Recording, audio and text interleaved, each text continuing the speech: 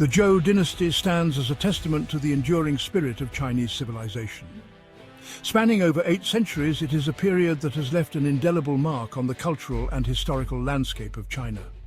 The Zhou Dynasty, with its rich tapestry of events and developments, offers a fascinating glimpse into the evolution of one of the world's oldest continuous civilizations. From 1046 BC to 256 BC, the Zhou dynasty reigned supreme, marking an era of significant advancements and profound changes. This extensive period saw the rise of influential leaders, the establishment of foundational philosophies, and the creation of enduring cultural practices that continue to shape Chinese society today. It holds the distinction of being China's longest reigning dynasty, a testament to its resilience and adaptability.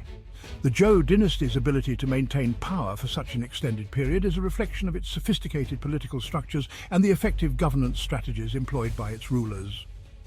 During this epoch, the foundations of Chinese culture, philosophy, and political thought were laid. The Zhou era was a crucible of intellectual and cultural development, where the seeds of many ideas that define Chinese civilization were sown. Scholars and thinkers of the time engaged in deep philosophical inquiries, producing works that would influence generations to come.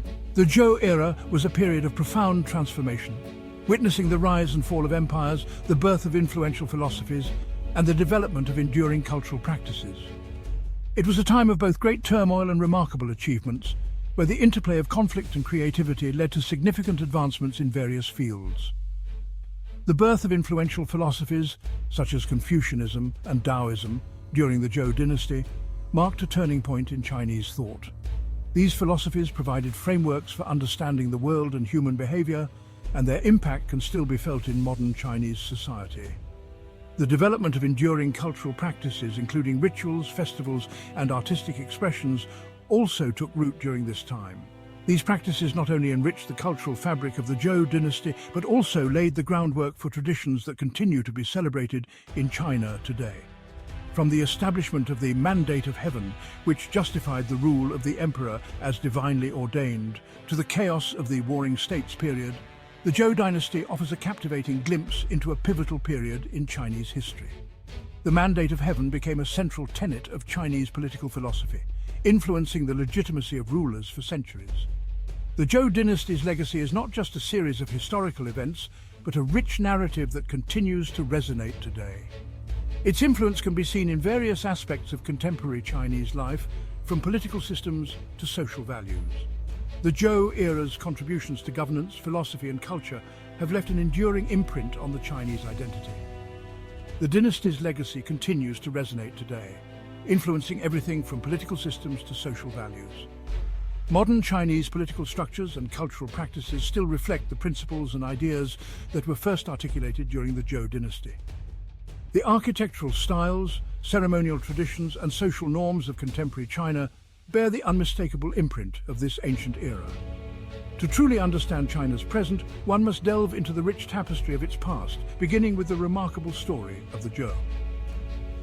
The Zhou dynasty's enduring legacy is a testament to the resilience and creativity of the Chinese people, and its story is a vital chapter in the grand narrative of human civilization. By exploring the achievements and challenges of the Zhou era, we gain a deeper appreciation for the complexities and continuities of Chinese history. The Zhou dynasty emerged from the ashes of the Shang Dynasty, a civilization that had once been mighty and influential. The Shang had ruled over the Yellow River Valley for centuries, establishing a rich cultural and political legacy. King Wu, a charismatic and ambitious leader, rose to prominence during this turbulent period. His vision for a new order was clear and compelling. He led the Zhou people in a rebellion against the corrupt and decadent Shang ruler, rallying his followers with promises of justice and renewal. The decisive Battle of Muye marked a turning point in Chinese history. It was a fierce and bloody conflict, with both sides fighting valiantly for their cause. As the Zhou forces emerged victorious, they ushered in a new era, one that promised to be more just and prosperous than the last. King Wu's victory was legitimized through the concept of the Mandate of Heaven, a powerful and enduring idea in Chinese political thought. This powerful idea, which would shape Chinese political thought for millennia, asserted that the right to rule was granted by heaven itself. The mandate of heaven was more than just a political tool. It was a divine force that ensured order and harmony in the cosmos. According to this belief, heaven would only grant its mandate to a ruler who was just and virtuous, maintaining harmony in the world. The Shang had lost the mandate of heaven due to their corruption and misrule, their inability to maintain the moral and cosmic order.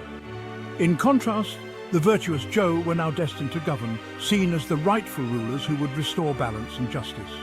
The mandate of heaven became a cornerstone of Chinese political ideology, a principle that justified the rise and fall of dynasties. Dynasties were judged based on their adherence to moral principles and their ability to maintain peace and prosperity. Under the Zhou, China experienced a period of relative peace and prosperity, a testament to their virtuous rule and the favor of heaven. The Zhou Dynasty also saw significant cultural and technological advancements, further solidifying their legacy in Chinese history. Scholars and intellectuals flourished during this time, contributing to the rich tapestry of Chinese thought and culture. The architectural achievements of the Zhou are still admired today, reflecting their sophisticated understanding of design and construction. Agricultural practices also improved, leading to increased productivity and stability for the population. Trade routes expanded, connecting the Zhou with distant lands and facilitating the exchange of goods and ideas. The Zhou military was well organized and disciplined, ensuring the security and expansion of their territory. Rituals and ceremonies played a crucial role in Zhou society, reinforcing the divine mandate and the social order. Family life was also highly valued, with strong emphasis on filial piety and respect for elders. The legal system under the Zhou was designed to be fair and just, reflecting their commitment to moral governance. Education was encouraged, with the aim of cultivating virtuous and knowledgeable citizens. The arts flourished, with beautiful paintings, sculptures and artifacts that have stood the test of time. Literature also thrived, with many important texts being written during this period, contributing to the intellectual heritage of China. The legacy of the Zhou dynasty is profound, influencing Chinese civilization for centuries to come. Even today, the principles established during the Zhou era continue to resonate in modern Chinese culture and governance. The mandate of heaven remains a powerful concept, reminding us of the importance of virtue, justice and harmony in leadership.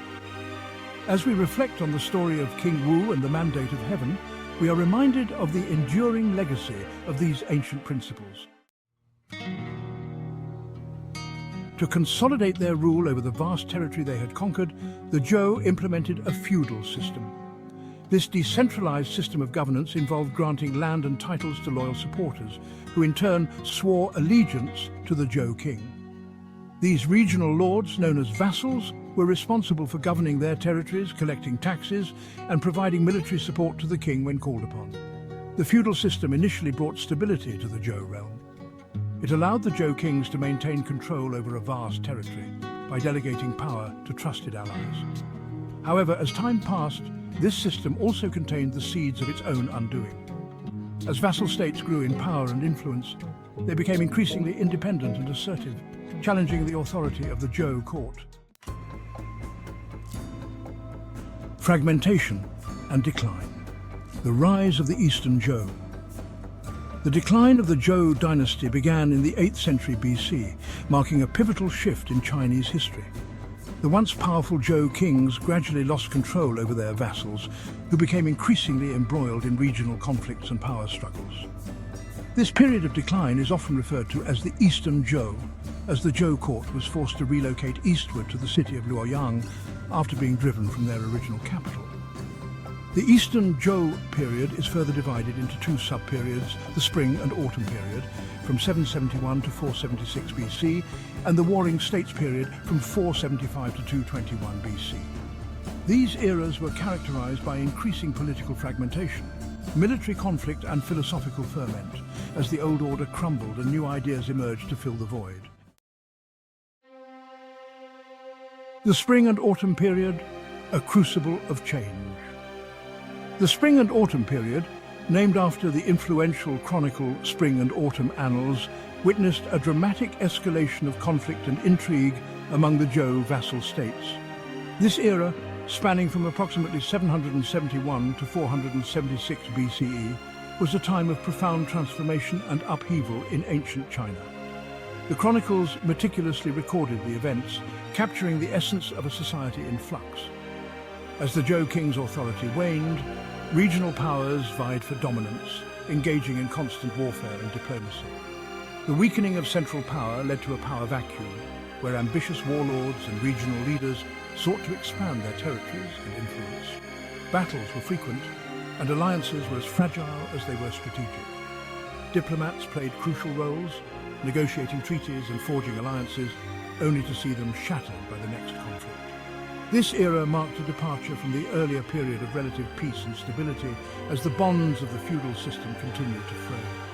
The traditional feudal order, which had once provided structure and stability, began to disintegrate under the pressures of incessant warfare and shifting allegiances. The Zhou court, once the epicenter of power, struggled to maintain its influence over the increasingly autonomous states. Meanwhile, the common people living in villages and towns experienced the direct impacts of these changes, from increased taxation to conscription into armies. Amidst the turmoil, a new breed of rulers and strategists emerged, challenging traditional notions of warfare and governance. These leaders were not just warriors, but also thinkers who began to question and redefine the principles of leadership and statecraft. Figures like Duke Huan of Qi and Guanzhong became prominent, advocating for reforms and new strategies that would later influence Chinese political thought for centuries. Military tactics evolved with a greater emphasis on strategy, deception, and the use of new technologies such as iron weaponry. The introduction of iron significantly changed the dynamics of warfare, making weapons more durable and effective.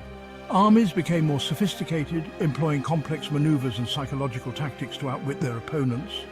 The use of chariots, once a dominant force on the battlefield, began to decline as infantry units equipped with iron weapons became more prevalent. The spring and autumn period was a crucible of change, setting the stage for the even more chaotic and transformative era that followed, the Warring States period.